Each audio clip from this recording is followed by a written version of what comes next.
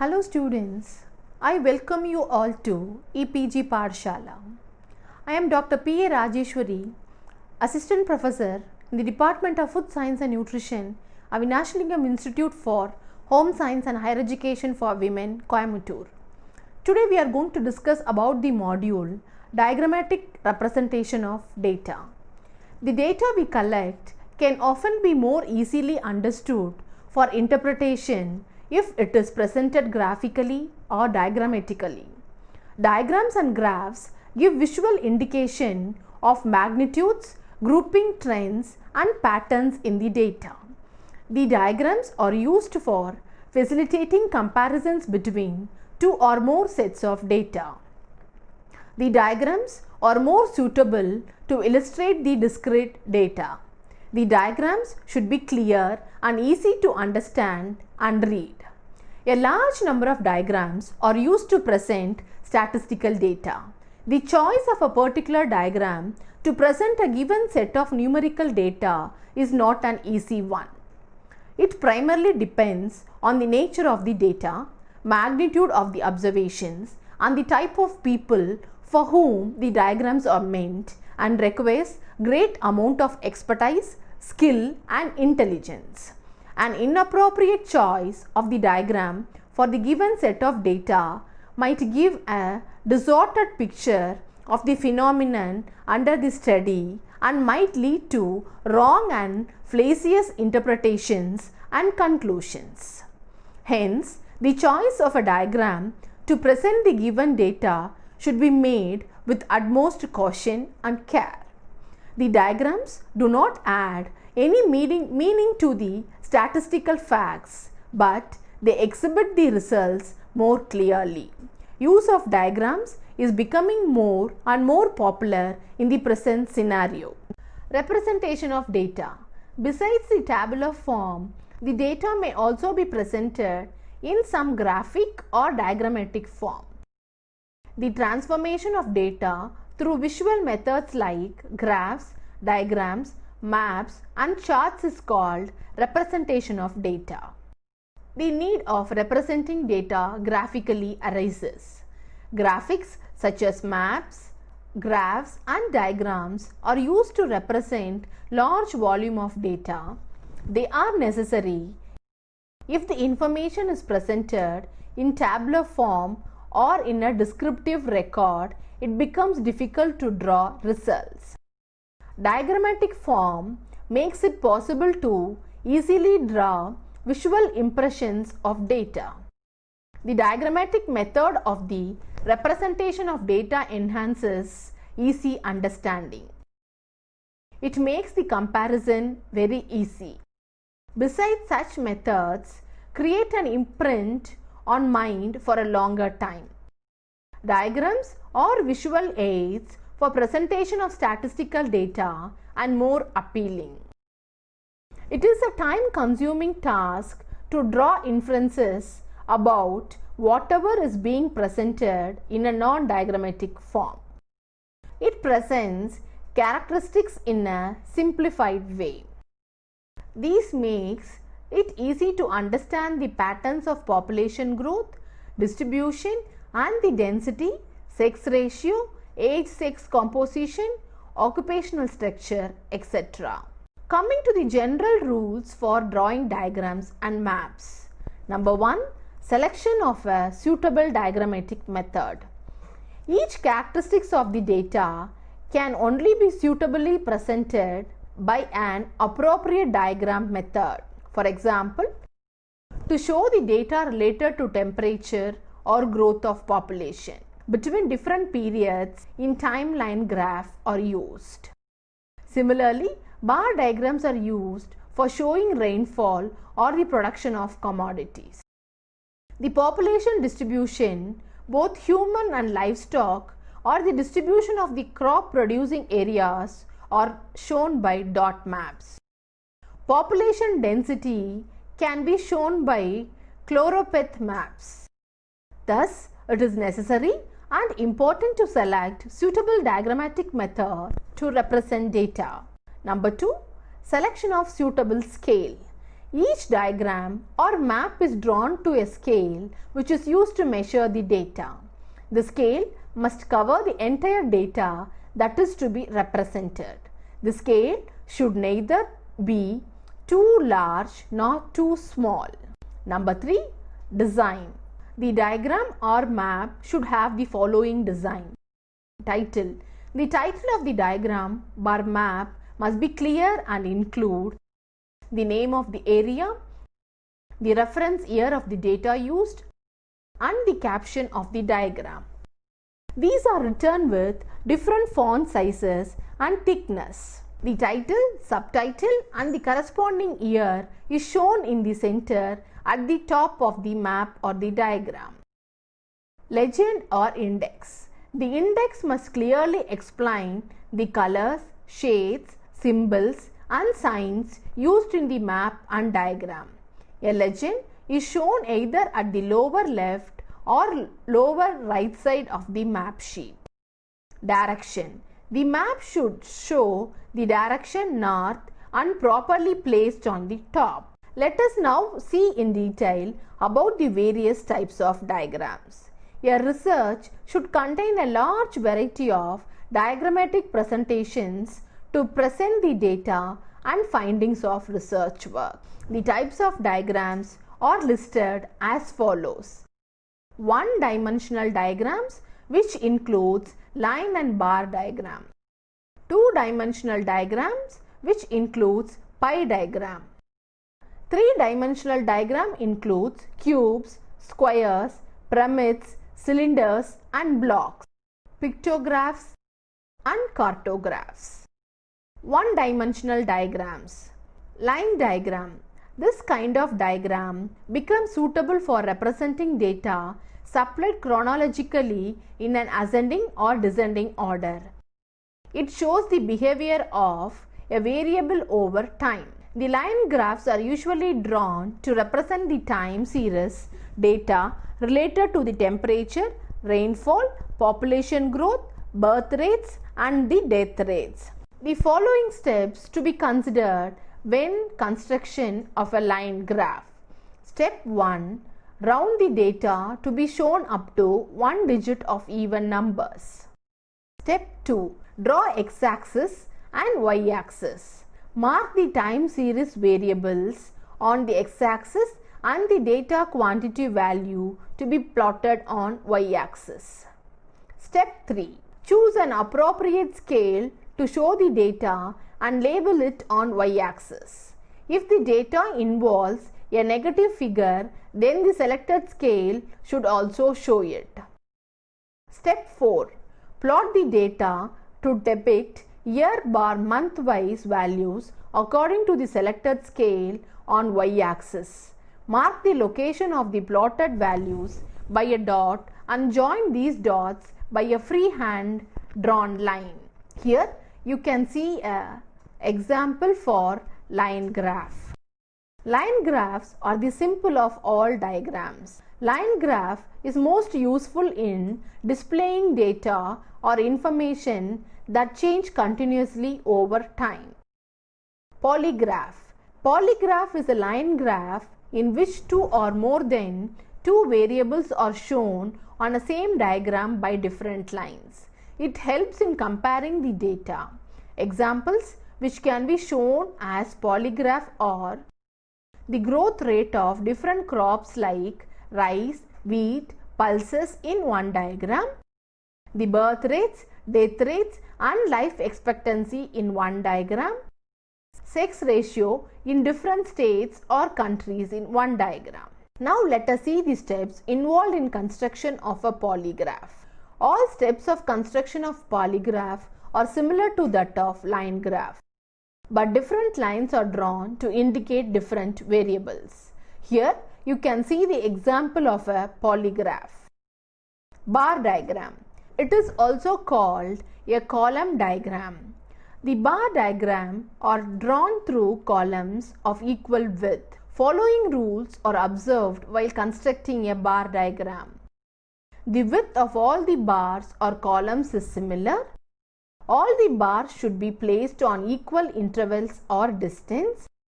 Bars are shaded with colors or patterns to make them distinct and attractive.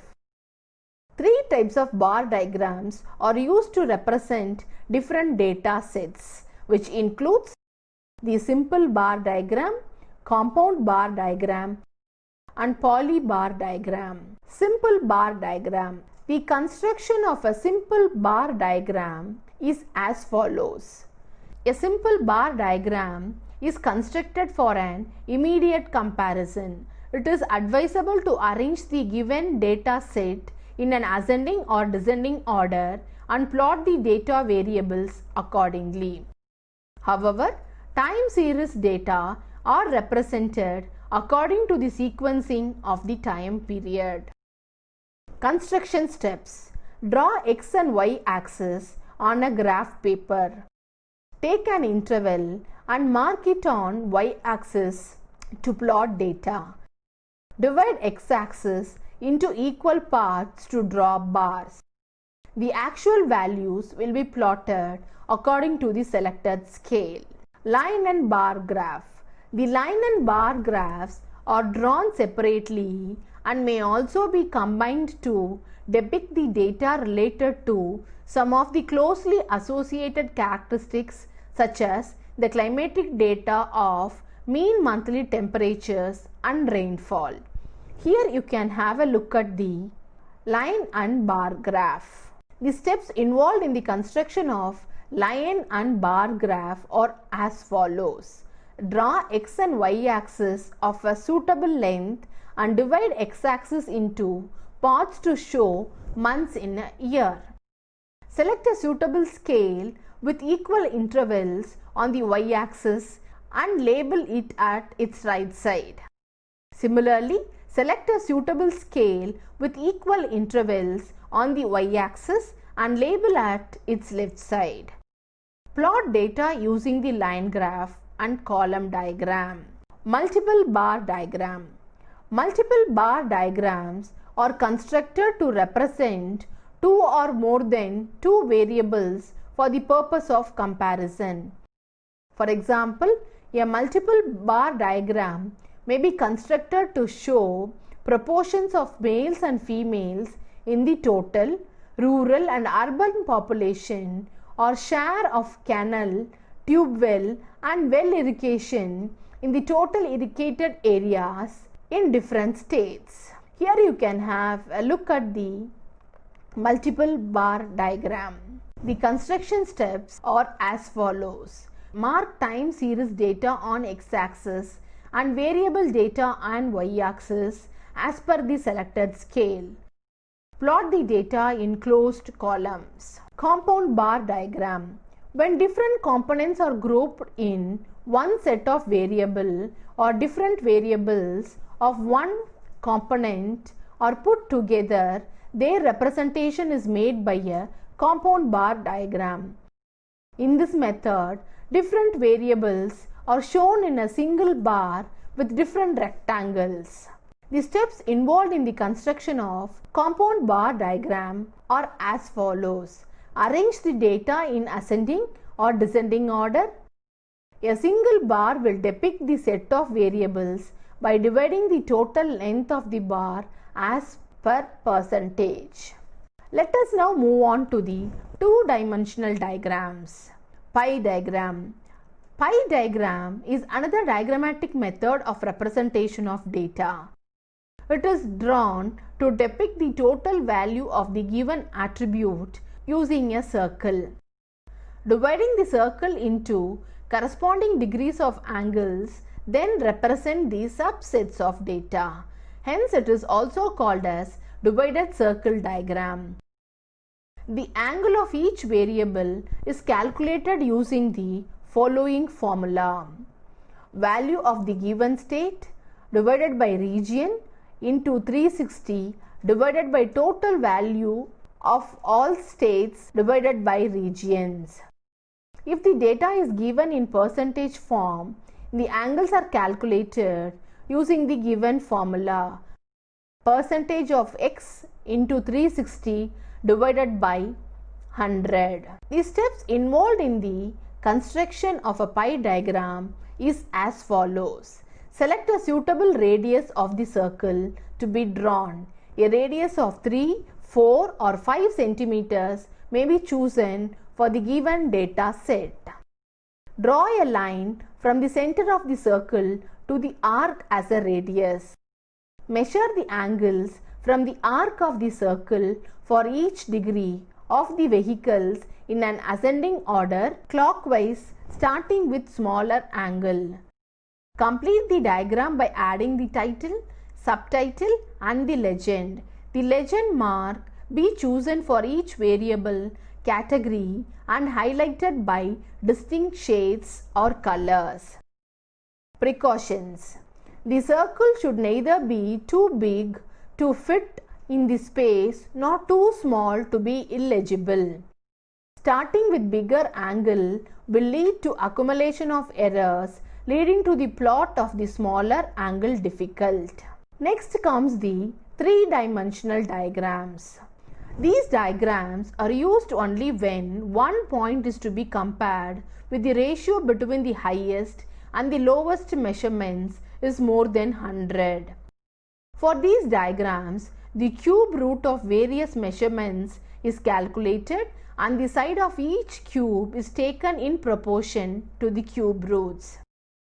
Among the three-dimensional diagrams, cubes are the easiest and should be used only in cases where the figures cannot be adequately presented through bar, square or circle diagrams.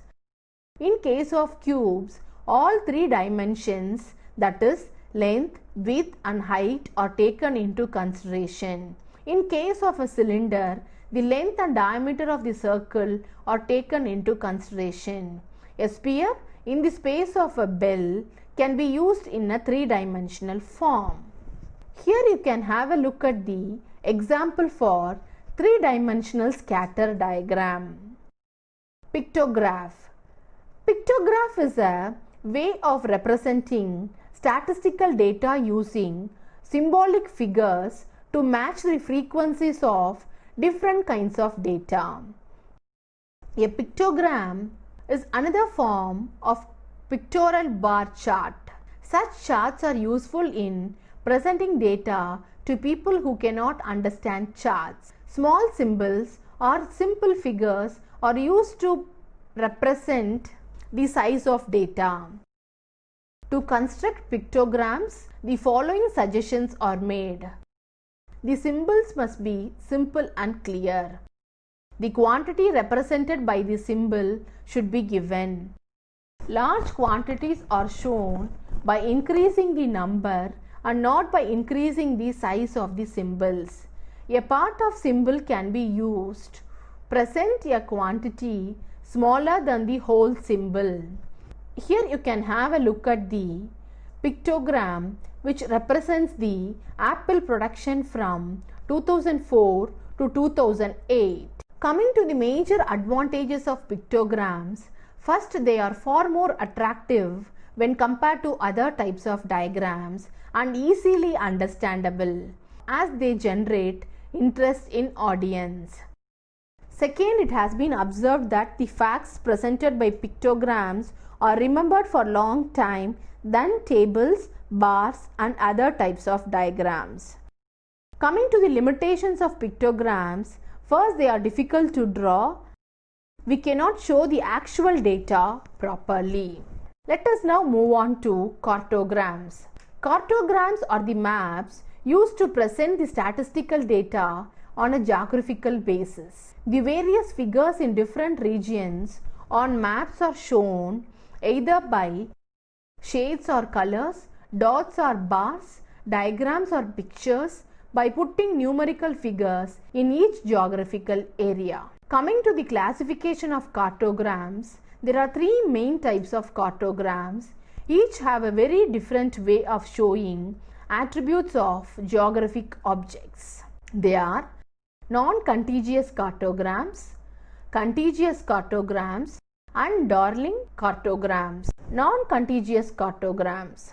A non-contiguous cartogram is the simplest and easiest type of cartogram to make. In a non-contiguous cartogram, the geographic objects do not have to maintain connectivity with their adjacent objects. This connectivity is called topology.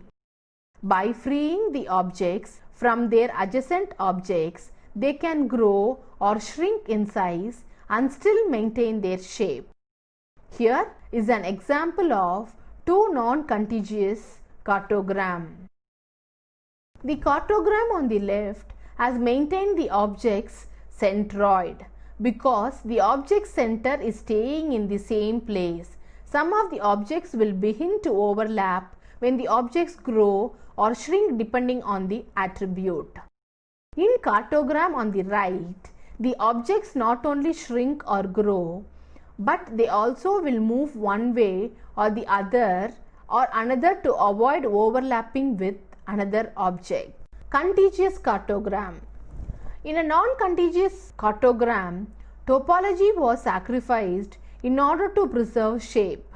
In a contiguous cartogram, the reserve is true topology is maintained, but this causes great distortion in shape. The cartographer must make the objects of appropriate size to represent the attribute value, but he or she must always maintain the shape of the object as best as possible so that the cartogram can be easily interpreted.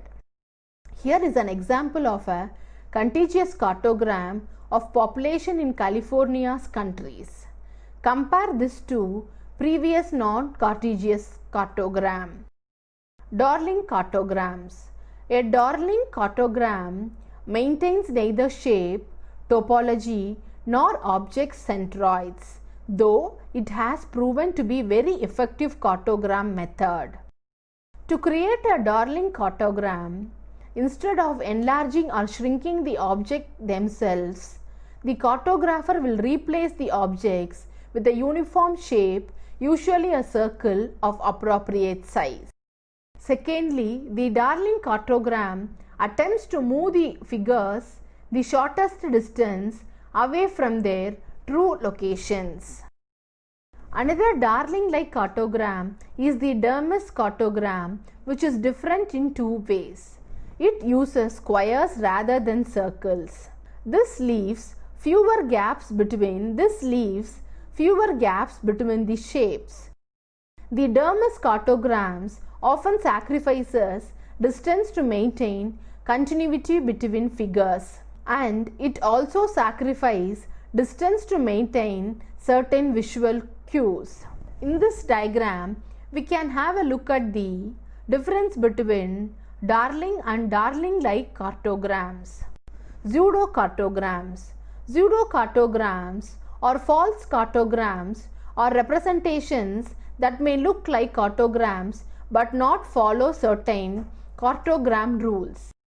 Perhaps the most famous type of pseudo-cartogram was developed by Dr. Waldo Tobler.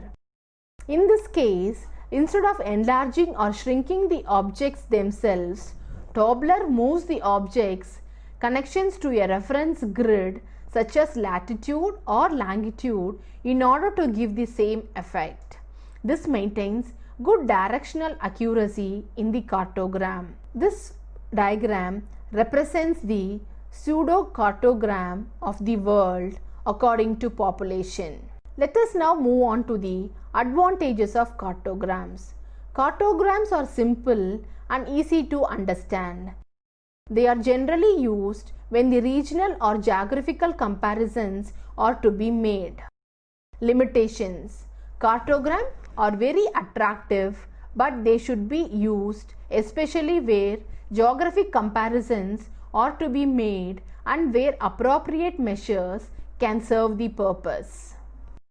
This is understandable as the maps are unable to provide 100% accuracy. Okay students, in this module we have learnt about the importance of diagrammatic representation and its types. No single diagram is suited for all the practical situations. The choice of a particular diagram for visual presentation of a given set of data is not an easy one and requires great skill, intelligence, and expertise, as I told you earlier. The choice will primarily depend upon the nature of the data and the object of the presentation, that is, the type of the audience to whom the diagrams are to be presented. And it should be made with utmost care and caution. A wrong or indigenous selection of the diagram will distort the true characteristics of the phenomenon to be presented and might lead to very wrong and misleading interpretations. Hence, the selection of diagrams should be given more concentration and importance. Thank you.